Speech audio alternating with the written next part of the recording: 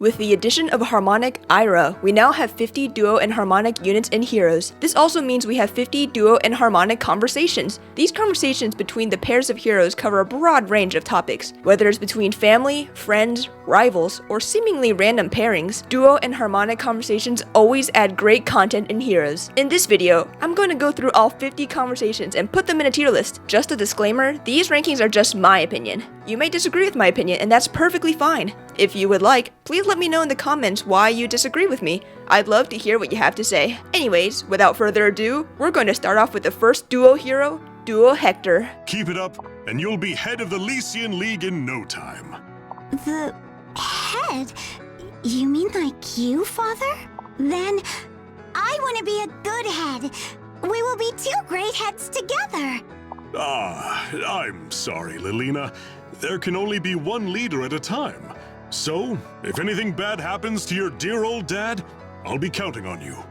Well, I mean, if I were to get hurt, for example, very badly. I don't want you to get hurt. I don't want to be the head. Yeah, so this one's actually pretty solid. I think this is the only time we ever see Lilina and Hector really interact with each other, if you don't count the Fire Emblem Heroes manga, which I don't really. So this is actually pretty cool. It is kind of sad to see Hector realize that he's gonna fucking die one day, and Lilina has to take up the mantle as the head of Ostia. So it's a little bit sad, but very heartwarming, very touching. I'm gonna give it an A tier. It's a pretty solid one. Really good one to start out the conversations with. Alright, next up on the list is Duo Ephraim. This is the only duo unit that is not seasonal, so this one's got some interesting shoes to fill. Perhaps I wouldn't struggle so much if I were more likable or cleverer like you. I'm honored to hear you say it, Ephraim. But it is I who admires you. If only I were so brave and strong. If only the two of us could rule together, I would defeat our foes while you hand down wise proclamations. Perhaps, but two cannot rule as one. Why not? I'll admit I don't know much of statecraft, but our countries are allied and we are friends. Yeah, so this one's also a pretty solid one. It seems like whoever wrote this conversation was a big Ephraim x Lyon shipper, because, like, good God, what if we ruled the kingdoms together? I would fight our enemies, and you would rule and create proclamations, and it just seems like a huge source for Ephraim and Lyon shippers, which is always awesome. So, yeah, overall pretty solid one, and also it's just cool to think of a alternate universe where Lyon didn't fucking die. So that gives me a little bit of hope and a little bit of happiness in the inside. I'm gonna give it an A tier. I think this one was also pretty good. Not like super crazy, but it's a pretty solid one. I like this one. All right, next are the duo siblings of Altea, Duo Marth. Any maturing on my part is all thanks to the support of my friends. They have always been faithful. Marth. It's true though. Jagan, Cain, Abel, Gordon, and so many more. Sita too, of course. Their support has been a true gift. Of course, of course. And Sita. Her support must be an exceptional gift, is it not? Oh, what? Yeah, this one is just really adorable. They're trying to pick out gifts for their friends and stuff, and Elice just mentions Sita, just name drops her, and then Marth goes, I don't know what you're talking about. I don't have a crush on her or anything, and it's just really adorable. This one's really cute, although it doesn't really show any different sides of them. It just seems very standard for Marth and Elice, although it is one of the few times I think they really interact with each other, so that's pretty solid. I think I'm gonna give this another A. Honestly, these have been pretty solid. I have no complaints so far. Alright, next up is Alfonse and Sharena. Ah, yes. That is called an omikuji. But I can't read the writing. Let me see. This character, I believe, is Kyo. Well, if you want to boil it down to a good or bad binary, this is bad. Are you kidding? My year is going to be bad? The whole year? So this one's pretty interesting. They're learning some new customs. This happens to be a Hoshidan one, which really is Japanese one. And she's getting an omikuji that tells her, hey, your year's gonna fucking suck ass, but it's gonna just suck right now. And then later on it should be good. So really subverting expectations. You really didn't think Sharena was gonna get a bad one. But apart from that, it's I don't know, I don't think it's super deep. It is kind of cool that they're seeing some other cultures, but overall this one doesn't like wow me as much. I'm gonna give it a C tier, or no, I'm gonna give it a B. I think B is more fitting for it. It's cool to see them interact more with each other, but it's not like we don't see that all the time in the story, so yeah, I think B is about right for that one. Not bad, but not like super great or anything. Alright, the next one is the protagonists from Valentia, Alm and Celica. Everyone's getting steak. Oh, I see. So we're all getting steak. So where's my bounty of the finest meat this side of Ram Village? Oh, you wanted some too? I can't say I expected that. What do you mean you didn't expect it? There's nothing for me? Well, no, I mean, there's no meat for you. I hope you like it. I poured my heart into making it. A wreath of flowers? Oh, it's just like the one I made for you so long ago. This one is an absolute slam dunk. This is a really good one. So they're picking out gifts for their friends for essentially Valentine's Day, and Celica is asking, where's my gift? Is it gonna be meat as well, or you didn't get me meat? And it's like, oh yeah. And Alm's like, yeah, I got the fucking meat here, and just drops his pants. In all seriousness, giving the flower wreath as a gift is so heartwarming. It recalls the prologue from Echo's Shadows of Valentia, which is very cute. And yeah, it seems like they're going back to the same flower field that they were in the prologue of Shadows of Valentia. So very good. I'm gonna give this one an S tier. This one is really good. This was the reason why I was so hyped for this character when he first came out years ago. So yeah, very good one. The best one so far. And next up we have duo Idunn and Fae. Hey, Bunny! Wait for me! Ow! That stings!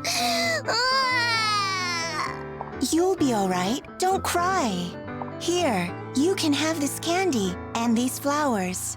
You're giving them to me? Thank you! You are smiling. Whoa! You put a smile on my face! With me, it's usually the other way around. So this one's pretty interesting. It's showing Idunn and Fae in what is presumably the after the game of Binding Blade, after the end game. So it's showing Idunn slowly learning emotion again, but she just sounds like she's talking to. She sounds like Siri. She just sounds like an android.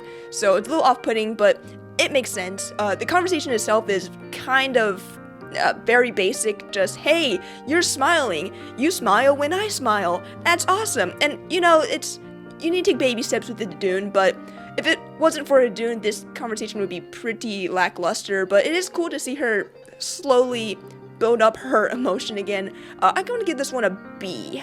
It's not super great, but it is cool to see what could have been Idunn after the end of Binding Blade. Next up, we got kind of a trio. We have Palla, Catria, and Est. I'm thirsty. You're interrupting Palla's training. Don't be angry, Catria. It's all right. You let her get away with murder, Palla. Just yesterday, she was hiding from you so she could eat candy. You're always so mean. I want us to fly like that, and I believe that we can. But, well, we're not quite there yet, are we? I understand. Est, I'm sorry. Oh, me too. Yeah, so this one is a little bit plain in my opinion. It's just the three sisters kind of interacting with each other. Est is being sort of a brat. Catria is being a little bit of a bitch. Very much complaining how, oh, Est gets away with everything. And Palla's like, fucking shut the fuck up, I'm trying to train. So it is kind of cool to see them just being sisters sometimes, because a lot of times you don't really see them talking together too much. Very rarely, so it is kind of cool, but apart from that, the conversation feels very basic. Just, hey, if we work on our teamwork, we might be great Pegasus Knights one day. So, yeah, I don't know. I think I'm gonna have to give this one a C. Yeah, just not the biggest fan of this one. It just feels a bit plain. Alright, next are the heroes from Radiant Dawn, Micaiah and Sothe. When I look at you, I think he could take care of someone. He could make someone truly happy. Micaiah, the only person I want to take care of is you. If there's someone I want to make happy, it's you. Don't say things like that unless you really mean them. But I do mean it. I'm just being honest with you. So this one was clearly written by a Sothe and Micaiah shipper, very much talking about how they want to get married, but maybe just not yet. And it's pretty sweet. You don't really see this level of intimacy too much in Radiant Dawn. It's I feel like their relationship there was a little more like compatriots, so it feels like this is like the first time they were ever really romantic with each other, which is really sweet. I like that a lot. I think I will have to give this an A. I think it's a pretty solid one. It goes into more of the relationship with Micaiah and Sothe, which isn't covered super well in my opinion in Radiant Dawn, so yeah, more material for those two shippers. Alright, next is our first Harmonic unit. This is Harmonic, Mia, and Marth. Turns out you were a girl this whole time. Talk about a surprise. Please do not make such a fuss about it. Sorry, it's just, you still got your mask on. It's a little weird, right? Weird? There are many masked heroes, are there not? Now if you'll excuse me, I shall go. Hey, wait a minute. I didn't mean, you don't have to, hey! So this one is a little strange. So Mia just starts off by saying, hey, you're actually a lady and you're still wearing a mask in the beach. That's weird. You're weird, so you should take it off. But Marth here is saying, no, I cannot take it off. And I don't know, then they feel like, oh, I shouldn't be in the beach anymore. And I don't know, then Mia's like, no, it's okay, just do beach things with me, okay, bitch? So, yeah, overall, it seems a little plain, not the greatest way to start off a Harmonic conversation, in my opinion. It's, they don't really go over their swordsmanship or anything, they just talk about how weird Marth is with a mask and the fact that they are a woman, so it's a strange one. I'm gonna give this a C tier. This is not the greatest way to start the Harmonic conversations, in my opinion. So hopefully they get better later on, but we'll see. Next up is a duo from Garreg Mach Monastery. It's Byleth and Rhea. Should we invite Seteth and Flame next time? That would be lovely. The students should come along as well. All of them? We'd have our hands full.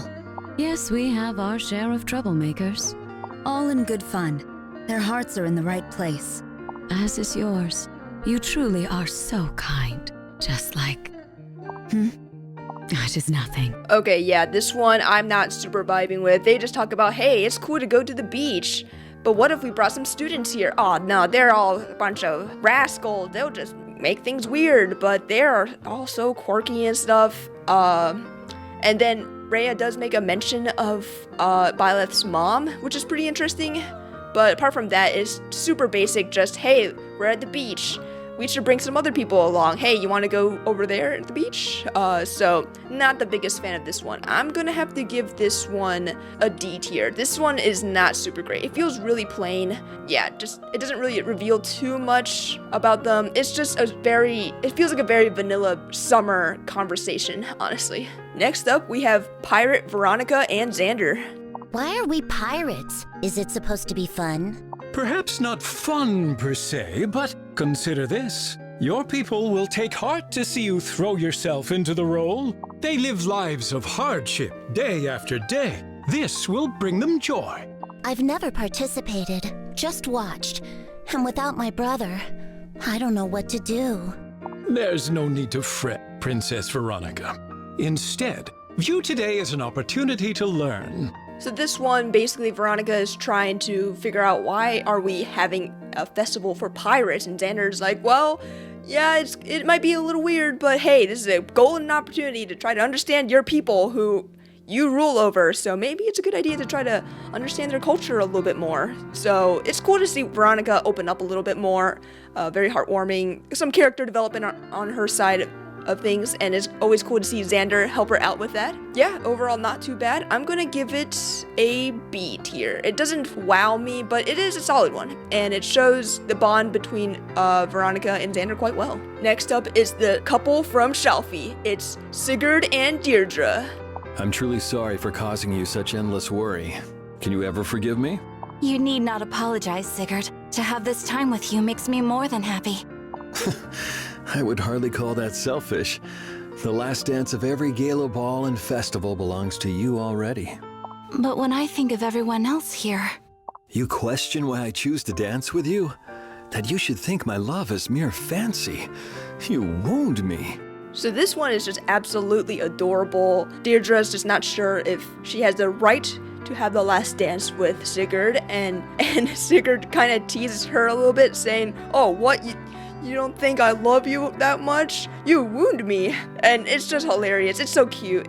I feel like in Genealogy, we just don't see them interact enough. They have like 2-ish conversations really, and then that's really it for the game. So any interaction between Sigurd and Deirdre is very well appreciated by me, and I think this one's super cute. I'm gonna give this an S tier. I like it that much. It's cute, it shows that they love each other, and Sigurd even does a little bit of teasing, which is just freaking adorable. Alright, up next is another Halloween alt. This time it's Tiki and Ninian. Oh, look at it all! I can't believe we got so much candy! In fact, I dare say the two of us can't eat it all on our own. That's no problem. We'll share it with Mama. Who else might like some? Maybe Prince Alfonse? And the Summoner too. But we can share with the Icy Princess, and the Pale Sad Lady, and the Cute Butterfly Lady too. Oh, I was just thinking about how many humans you've befriended, despite being a dragon like me. You've set a wonderful example, and I think I'm ready to follow suit. Yet, I must admit, I have lingering doubts. So this one starts off a little bit basic, a little vanilla. It's just talking about, hey, look at all this candy. How am I gonna finish it? So that was a little bit not cool for a while, but then it devolved into a little bit of a sad little monologue by Ninian, who thought, man, you make friends so easily, Tiki, and I just have so much trouble opening up, which I feel like is a super relatable concern of people. So I feel like that's really cute, but apart from that, everything else feels super vanilla, although it is kind of cool how they basically name drop, or not really name drop, but reference Alfonse, Sharena, Anna, and all the other protagonists from the previous books. So I think that's pretty cool. I'm gonna give this one a B tier. I think it's also pretty solid, but again, doesn't super wow me, but it does show a little bit of character of Ninian, so that's appreciated. Next up, it's Duo, Lyn and Florina. For warriors who are supposed to be quiet, the design of these outfits seems kinda loud. Oh, did I not mention? These outfits are designed for stealth. The plan is to sneak into the enemy stronghold and gather intelligence. Oh, that sounds a little scary. I don't think I'm ready for that. So as the first ninja conversation, it's pretty okay. I guess they're just learning a little bit about what ninjas are. They're explaining like, yeah, ninjas, you know, they fucking do jutsus and whatnot, so that's pretty cool. And then it shows a little bit of characterization of Lyn being the more confident and upbeat person, while Florina is a little more shy and reserved. So you can see both of them have different attitudes towards being a ninja, but then Lyn just throws in the end like, don't worry, it's a party, it's a festival, we're not actually gonna do kage bunshi no jutsus or anything, it's gonna be fine, it's gonna be fine. So yeah, overall this one's not too bad. I'm gonna give it a B. It's yeah, it's pretty good. Next up are the bad bitches of Benyon. It's Altena and Sanaki. Oh my, let me have a look at you. You certainly have my hair, and I see traces of his face in yours. Oh, you should know something. I'm not the apostle you think I am. What are you saying? You are alive and in good health. What more could I wish of you? I would wish simply to hold you and to comfort you, as a mother does her beloved child. This one is absolutely fantastic. 10s from every judge, absolutely. This one is just so good. It's basically showing a great-great-great-great-grandmother meet her great-great-great-great-granddaughter, and it's just so endearing. Altena is interacting with family and interacting with Purse in general, which you don't see too often. You don't ever see her interact with anyone in the original Tellius games, and you certainly don't really see her interact with anyone in Heroes that much. So seeing her with any interaction at all is fantastic. It's really interesting. So she talks about how there's family resemblance, and how she just loves Sanaki so much, but Sanaki is revealing some insecurities. She basically confesses that she has trouble, or she just can't hear the goddess's voice, unlike the other apostles, so she feels like a fraud. But Altena she ain't hearing that, because she loves Sanaki so much and doesn't care about that because as long as she's in good health and is fine, then it doesn't matter. Nothing else matters except for the fact that they love each other. This one is just absolutely amazing. This is, without a doubt, an S tier, for sure. Possibly one of the best ones we've heard so far. Next one is Duo Peony and Triandra. People must want to only see happy dreams tonight. Your sort of dream. Oh, isn't it wonderful? I'll just have to work my hardest. Yes, do it for me. I am not quite welcome at times like this. I'll try to stay out of the way. I want to do everything I can to bring people their happy dreams. So, I want you to come with me. Will you help me? Help you? Me? How? Because when I'm with you, I feel happy. So this one's pretty cute. It's just showing them being sisters instead of antagonists to each other, which I'm sure is what Peony really wants deep down. Although I do find it really weird, her argument of, hey, it's okay, you could join me when I give them good dreams because you make me happy. But I don't know, in my head, that doesn't make any sense. But apart from that, it's overall pretty decent support. I don't know. Peony's trying to cheer Triandra, but Triandra's like, no, I am the fairy of nightmares. So, yeah. I don't know. This one, I don't know. It's got good stuff. It's got kind of weird stuff. So I think I'm gonna have to give it a B. It's another B. It's very okay. It's pretty good, but it's not like, I'm not crazy for it. I don't love this one. Next one, from the deserts of Plegia, we have Dorothea and Lene. Thank you, Dorothea. That means a lot coming from a professional. Former professional. My years as a songstress feel like a lifetime ago. That's so impressive. I wish I could dance in front of an audience like you. Well, there must be a stage somewhere here in Asker, but I'm not sure the Order of Heroes would appreciate a performance right now. Yeah, so this one is basically them talking about how they want to perform on a stage for people, but then they're like, oh, maybe it's not a good idea because, I don't know, Alfonse or whatever might think it's distracting and it's not productive in the war effort, which is a little weird, but then they're like, yeah, we'll just create a stage eventually one day. But I don't know, this one is not super great. They mostly talk about like Dorothea's backstory of like how she used to be an opera singer, but they didn't really talk about Lene at all, about like how she performed for bad people or her and Ares or anything. So a bit underwhelming here, and a bit vanilla in my opinion. It's just a dancer kind of conversation. I'm gonna have to give this one a D tier. I am not the biggest fan of this. I feel like this one had a lot more potential, but it really didn't really make it in my opinion. Next up, we've got Duo, Leif, and Thrasir. The Day of Devotion. A day to express gratitude to those important to you. This festival is not meant for us. We should go. Even if our world were to be saved, as we wish it to be, it would be no place for us. In a world that's saved, we are nothing. As you say, but Veronica, remember this. We are not alone.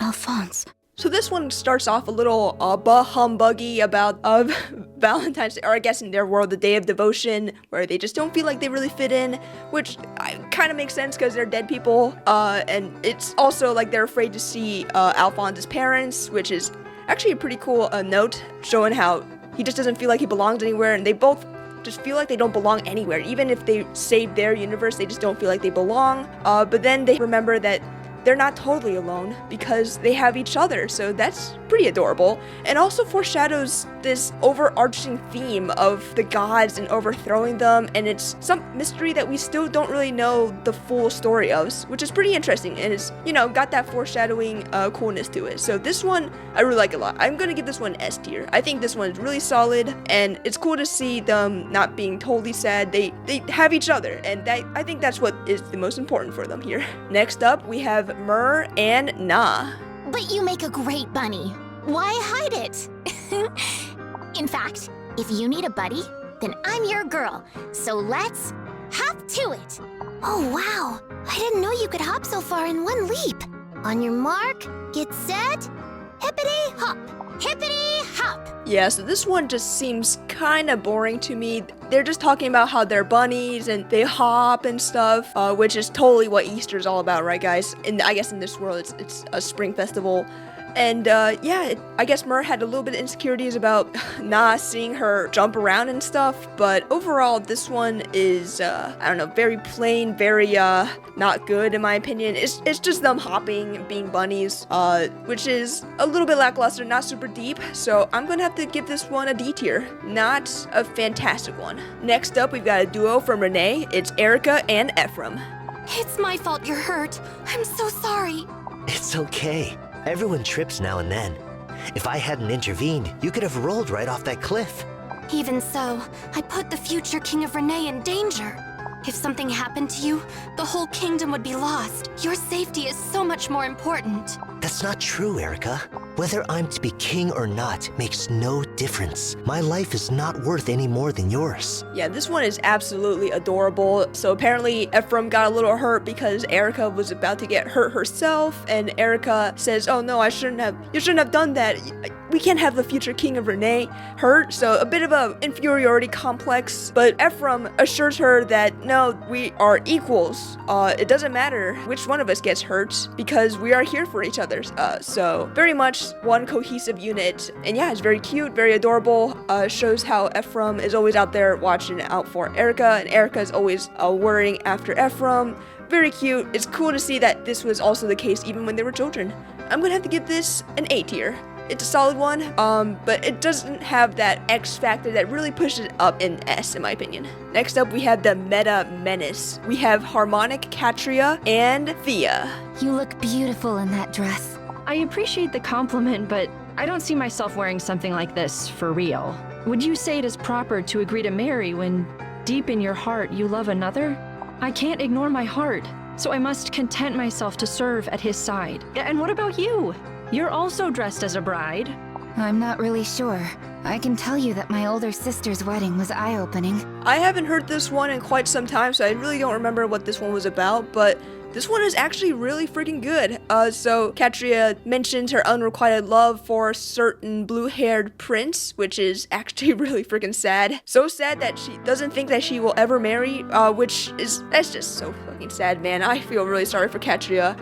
And Thea actually was able to reference her sister's wedding, Juno with Zealot, I believe. So that's actually pretty cool. I was a little afraid that this was going to just devolve into just a Catria-focused conversation, but no, it felt like it had a bit of both of them. And they're hopeful for the future for whenever they get married. So overall, this is very solid. I'm gonna have to give this an S tier. I'm actually pretty impressed with it, and I really like it a lot.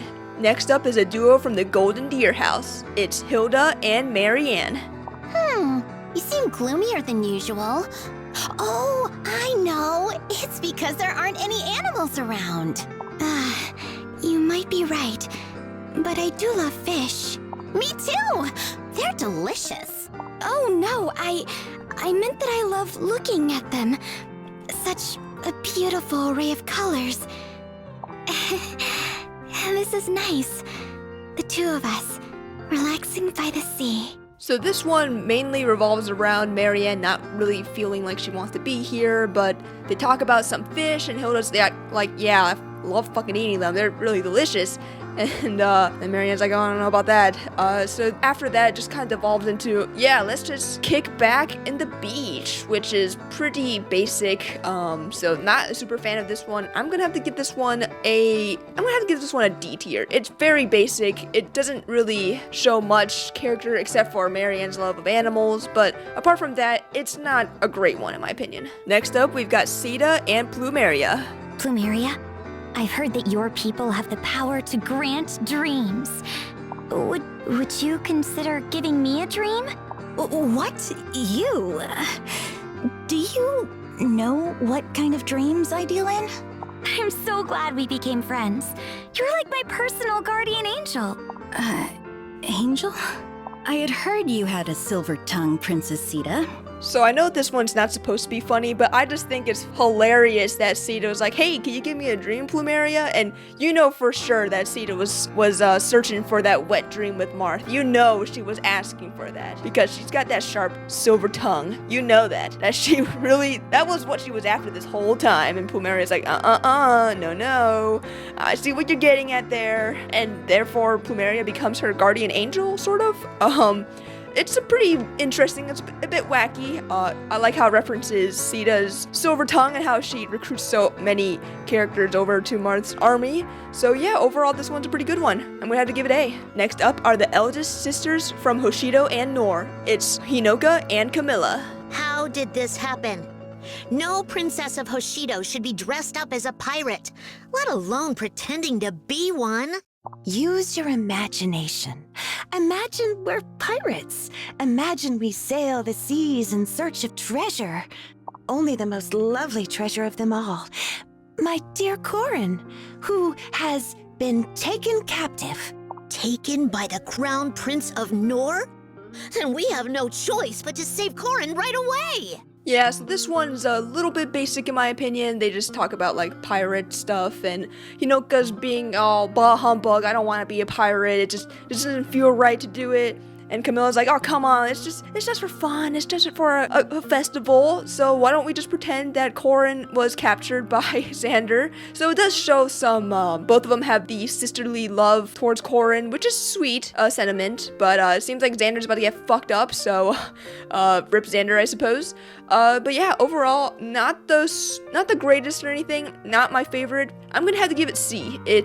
I think it's about C caliber. Next up are the two protagonists from Drugdrol. It's Leif and Seliph. Is something the matter, Prince Leif? Ah, Lord Seliph. Well, I was given a bow to use for the festival tournament. But because this festival is in honor of the 12 Crusaders, I was hoping to wield a lance. Altena has a much stronger connection to her, though.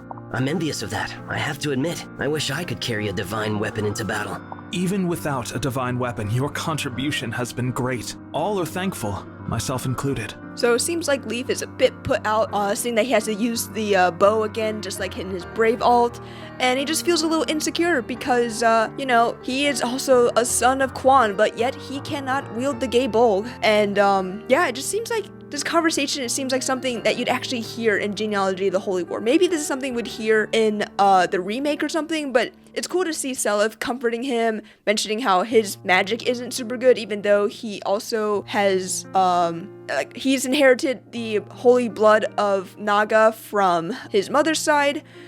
So yeah, it's just cool to see them interacting more. It's cool to see Seliph reasoning with him, saying, hey, it's no big deal, I can't use magic, you can't use the gay bulk, but you could use your famous, iconic silver bow, so that's pretty cool. So yeah, overall, this one's fantastic, and I hope we see something similar in the remake eventually.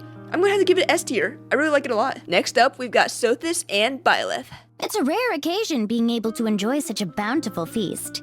Speaking of rarities, it feels quite strange to be, how should I put it, independent in mind and body. I must appear a mere child in your shadow, to think that I would be beneath you in stature. People may think we're father and daughter. Even better, the rest of the world can finally see how delightful I can be. Is that how you see yourself? Alright, so this one is pretty interesting. This is the first time that you really see the two banter with each other. I know they do talk in Byleth's head a lot, but Byleth usually doesn't really talk back, or when they do, it's just like a simple yes, no, but Byleth is bantering with Sothis, and I feel like that's something Three Houses was sorely missing, so definitely was cool to see them talk more. It's cool to see a little more narcissistic side of Sothis a little bit, but it is very cute, very adorable. I have to give this an A tier. It's pretty good, but again, it doesn't have the X factor that really puts it into the S tier, but I think it's really good regardless. Next one up is the ninja duo. It is Ninjorin. I really need to work on my ninja skills if I want to be as strong as Saizo and Kagero. You never cease to amaze me, Elice. Your dedication to growing stronger really knows no bounds. I know I'm kind of the runt of the litter. That's not true. If you ask me, you're the strongest of us all. The reason you train so hard is to help protect us, right? That selflessness is what gives you your strength. I'm proud to call you my little sister. So this ninja duo is also referencing more basically Naruto ninjutsus. So that's always pretty cool. As a Naruto fan, I definitely appreciate that.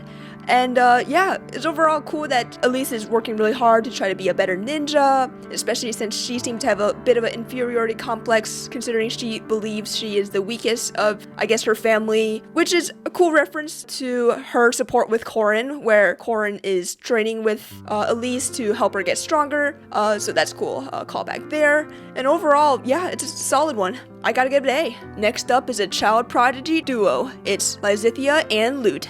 I just want to be done so we can enjoy the festival. I saw a lot of delicious looking sweets at the plaza. So you actually want to go to the festival? It does seem like something a child would enjoy. We ought to investigate further, and if possible, confirm the flavors as well. Ah, the captivation of a curious mind. That I can understand. You're very perceptive, Lute.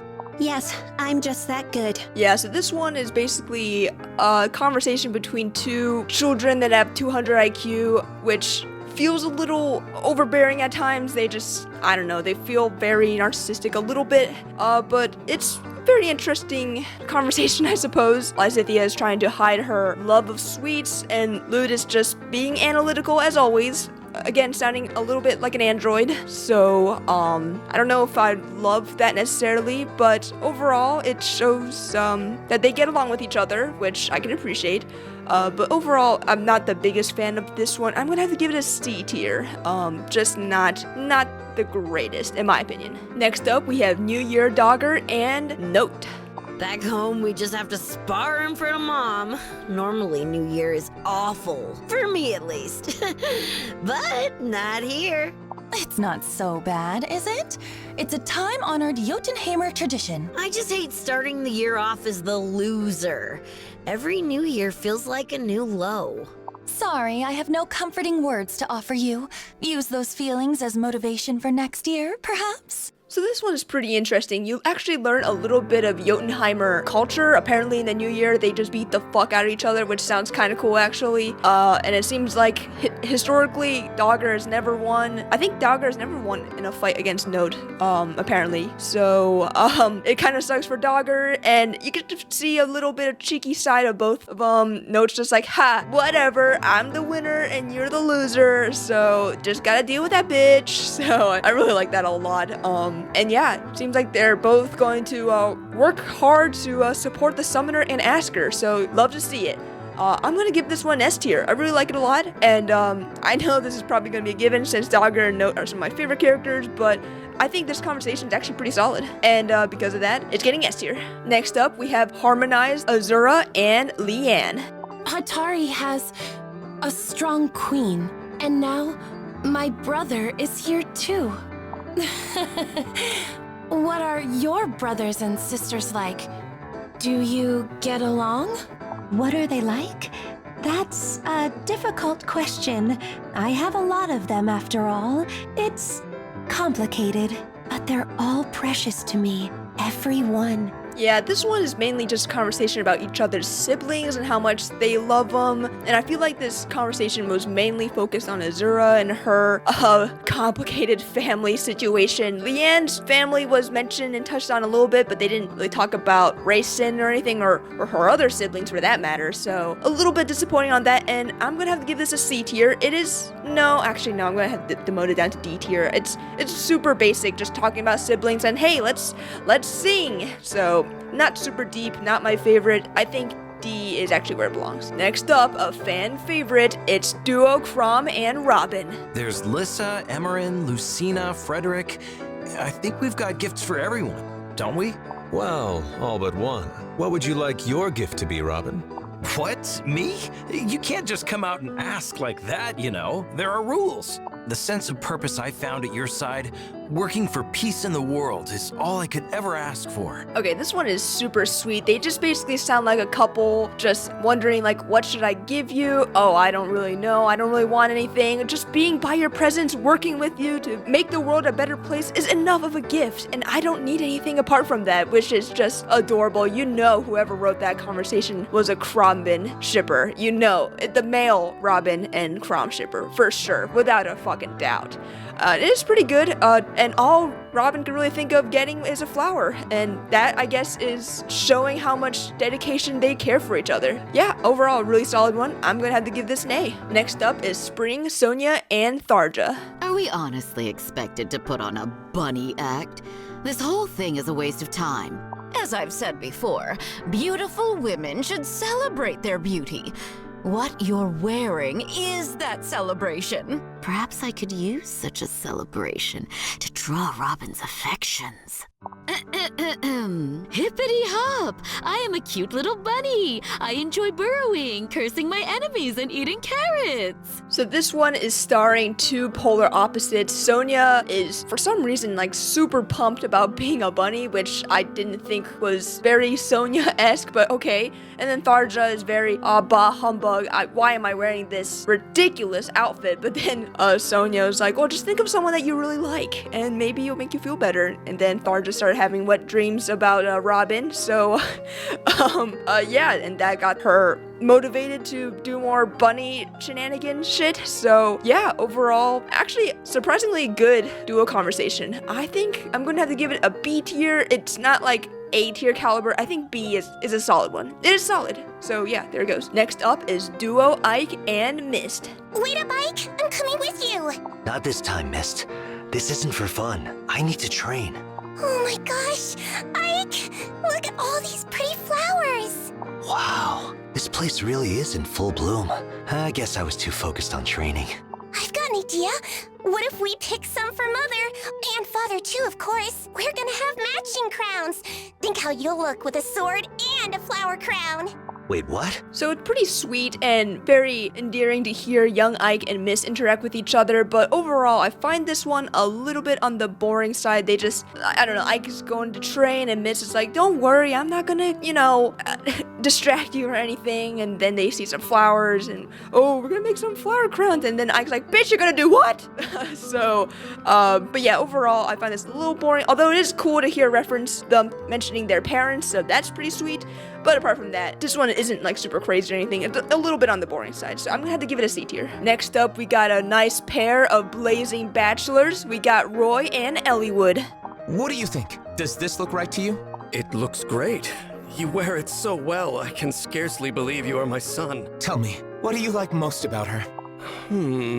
I suppose it's her strength I most admire, and her kindness I most adore. It seems I do take after you.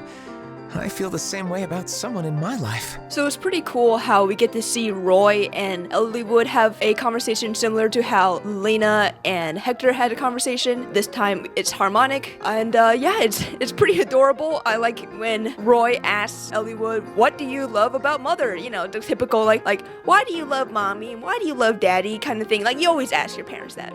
At one point you probably did when you were a kid, and Eliwood was just being a dork and it's like, oh, I love how pretty she is and how strong she is, and it's just adorable. It's pretty cool. Yeah, overall pretty cool and pretty cool.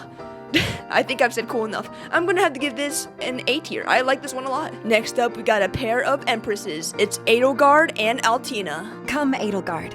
Let's go for a swim. No, thank you. I'll just stay here and relax. You should enjoy yourself. Could it be that you can't swim? Not exactly. I just prefer to avoid the water. I am a bit surprised, however. You're so self-assured, but I suppose even you must struggle with some things. We all do, after all. So yeah, I think, like many other people, I view this one as very much missed potential. It starts off with Edelgard saying, I can't swim! And Altena's like, okay, fine, we'll just stay on land. And then they just talk about how they both have insecurities a little bit, which, it's very human of them. But it's, I don't know, it feels like when you have two huge empresses of their nations, these powerful women, we could have had a really cool conversation. I don't know what exactly, but of swimming and let's just have a normal day at the beach. Like, I don't know, it's so vanilla, it's so, it had so much potential, and just because of that, I'm gonna put an E tier. We could have had something great here, but instead, we got this. And unfortunately, it's not great. Next up are the sun-kissed gods. It's Thor and Loki. Cease your squirming. You are attracting unwanted attention. It's not just me they're looking at, dear. Explain. What I mean to say, dear, is that many of the gazes are trained Your way. Their interest is an indication of just what a good job we've done. If you're feeling put out, let me mend your mood. Please lie down so I can apply some oil to you. Just let me unfasten this. You may begin. This one's kind of cool. It's two gods bantering at the beach, so that's pretty interesting, and just devolves around them being, I don't know, ogled at by all the beachgoers just because of their huge godly titties, so I guess that makes sense. I mean, those are some honkin' honkers, man. They're huge. And then Loki is like, let me apply this a thing on you. I forgot, was it lotion or sunscreen or oil or something? I don't fucking remember. But then she removed her Thor's bra, and she was like, dude, what the fuck are you doing, man? Like no more tricks, bitch. But it's like, no, just calm down, just relax, and I'm just gonna apply it to you. Just lie down so no one could see your massive titties. And yeah, I don't know, I find this one very strange and very much very I don't know, hentai-esque-ish a little bit, but I guess it's overall not terrible. I don't know, it's between A and B tier. I guess I'll put it in B tier for now. It feels about B tier. It is pretty interesting to see the gods talk with each other, but it just seems like huge hentai bait a little bit, so I think B is good for now. Next up, we've got Duo, Nina, and Kagero. Demonstrate your secrets. I am eager to learn. First things first, observe your target closely, evaluate security, determine any possible weak points. There are these two guards who have regular duty there. The more they work together, how they speak gets less formal. Oh, they're getting closer by the day. I know it. It's only a matter of time until they're sharing secrets, confiding deep, dark vulnerabilities, holding hands. Oh, wait a moment. What does this have to do with thievery? Yeah, this one is, in my opinion, pretty freaking awful, actually. Kagero's asking about thief stuff, and then Nina just kind of goes into her fantasies a little bit about, oh, what if the guards like start fucking each other? And but that was it, you know. I have nothing against BL, in fact I love it, but the conversation just devolving around Nina's fanfic obsessions, it's a little bit bad, actually. Nothing revealed about Kagero, about her artistic talents as well, so this one's actually pretty bad. I think this one's actually the worst. This one is going in E tier. Next up is Flame, Tana, and Peony. I'm glad I decided to participate, although my brother was completely against it. Oh, you have a brother? Yes, he's remarkable, and he may be older than I, but I just wish he didn't always treat me like a child. Do you have an older brother or sister? I do remember that I had someone very close who was kind to me. Wouldn't it be great if that was my older sister? That must be why we get along so well. We're both little sisters. So this one is just also kind of not great. They get along so well because they're little sisters. It's kind of cool how they are mentioning Innis and how much of a jerk he can be sometimes, which, you know, is par for the course for Innis, but I don't know. They're just like talking about their sibling and, oh, that's why we get along so well. And yeah, let's go back to the tournament. It's underwhelming. It's not super great. I think I'm gonna have to give this a D. It's not like super terrible, but it just feels really boring. Very very not good. So yeah, I think D is where it should stand. Next up is Halloween, Duma, and Milla. Oh, why must we debase ourselves? It only diminishes our godly authority. To these people who know us not, we pass as human revelers. Does it not excite you to wear something different for once? I find this all to be rather invigorating. My mind must be starting to go, for I find myself unable to deny that your enjoyment of this silliness pleases me. So this one automatically is really cool just because it's Duma and Milla talking to each other. You don't really see that too much in Shadows of Valentia. They do have like that one memory fragment. It's a bit of a depressing conversation of them like parting ways. This one is them coming together, and it's another one of those ones where it's like one of them is like happy about the seasonal event and the other one's pretty bah humbug about it. Duma's pretty bah humbug. He's like, what the fuck? Why are we dressed up like this for fucking a holiday to celebrate a harvest? And Milla's like, yeah, I don't fucking know either. The ways of the people are really weird, so why don't we go learn it? So it's got that like alien contacting humans like feel to it, but it's cool that they're willing to learn of the humans culture. So and it's, most importantly, it's great to see the brother and sister duo getting along with each other for once. So yeah, honestly, this one's a great one. A tier. Next up, we've got a book 2 duo. It's Fjorm and Leggjarn. Yeah! shuriken! It is good to see you doing no more than simply having fun. You remind me of Gunthra. Do I? For I wish you to feel less like I'm your older sister and more like we're the friends we have become. And now we are partners who must rely upon each other. I look forward to it. So this one also feels a little vanilla, a little bit. They just talk about some ninja stuff. So, you know, very typical of the other ninja duo conversations. Although Fjorm does have that line where she compares Leigh-Yarn to her sister. So that's kind of sweet. But then Leigh-Yarn's like, you know, slaps that shit out and says, no, please do not compare me to your older sister, you harpy. Make sure to just see me as Leigh-Yarn. And okay, in all seriousness, they do seem to really care for each other. The friendship is very strong, especially after all the Tempest Trial stuff and everything. And yeah, overall, it's okay. Nothing about it really wowed me. So I think it's gonna be a C tier. It's not terrible, and it's cool to hear about Gunthra again, but it's like not, it just feels very average. So I'm gonna put it in C. Next up is a mother-daughter duo. It's Cordelia and Selena. I was just thinking about someone. I don't think he'd really want to spend this occasion with me.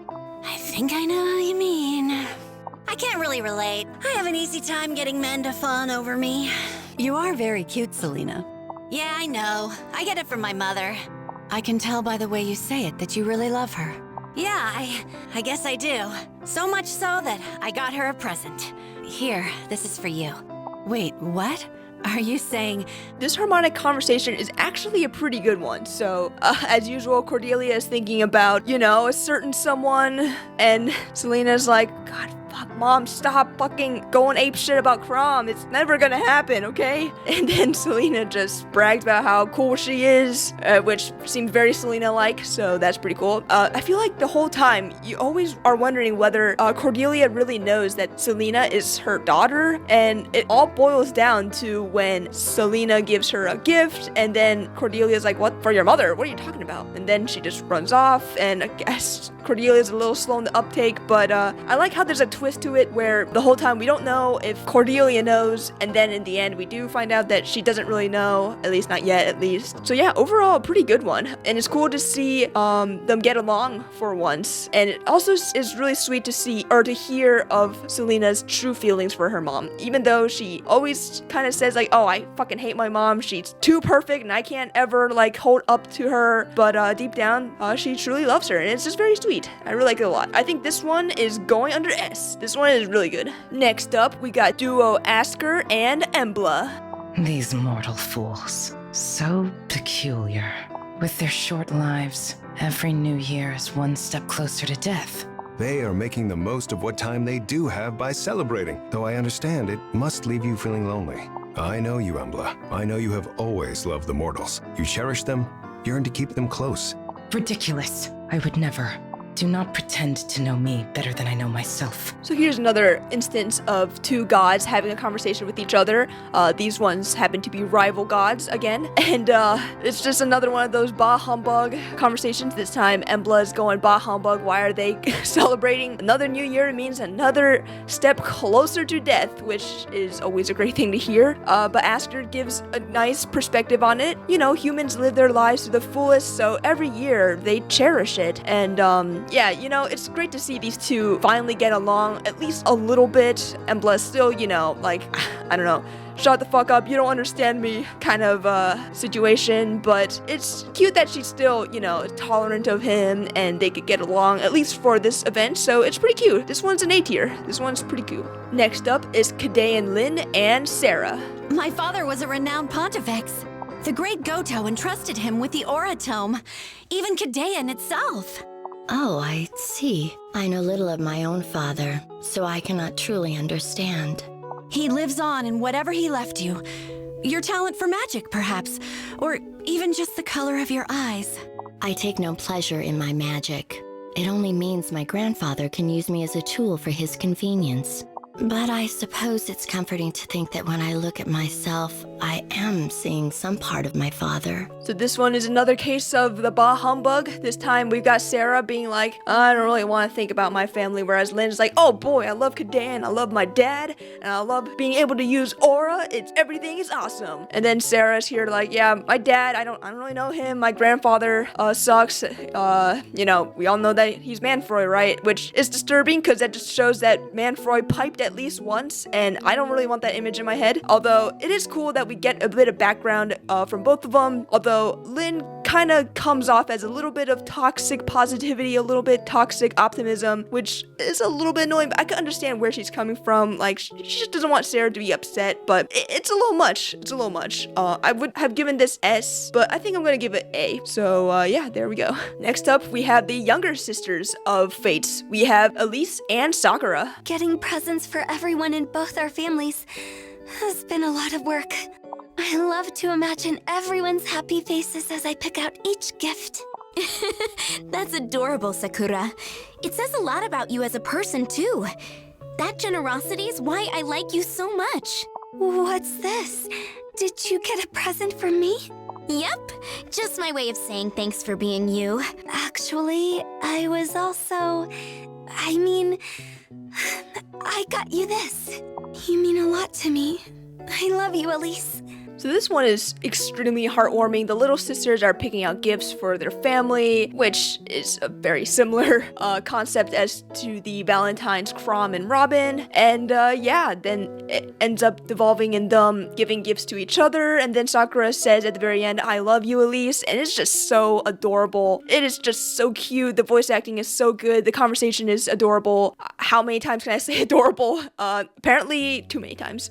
I think... this is another A tier. We are going through a hot streak. I think we've gone through 3 A's in a row. I mean, we've had some pretty slam dunk conversations recently. Next up is Spring, Carla, and Freya.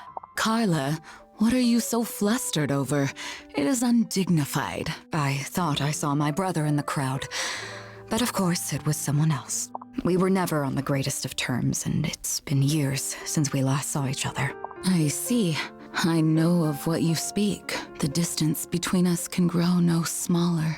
If it is something that can be done before that dream fades away, you should strive to accomplish it. Someday I will find Carol and tell him what I've learned from my own journey. Yeah, so this one I was afraid was going to be another little sister situation. This time it's like, oh, we both have brothers, and I guess we both had brother issues. So I was a little afraid that this one wasn't going to be super good. But then Freya, she, I guess, consoled Carla a little bit, saying, hey, it's not too late for you to, you know, make up with your brother. Maybe, I don't know, get the bad blood out of the way or something. I don't know. Whereas, you couldn't possibly fathom the problems of a god. My relationship with Freyr, your puny, small-brained human mind could not possibly imagine how I feel, which is just seems very on character for Freya, honestly.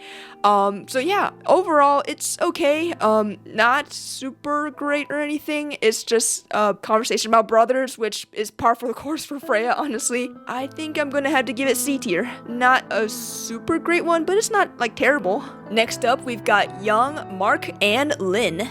Being whisked away to a new world was a big surprise, but I think I'm finally getting used to it. How about you, Mark? Oh, so you feel the same?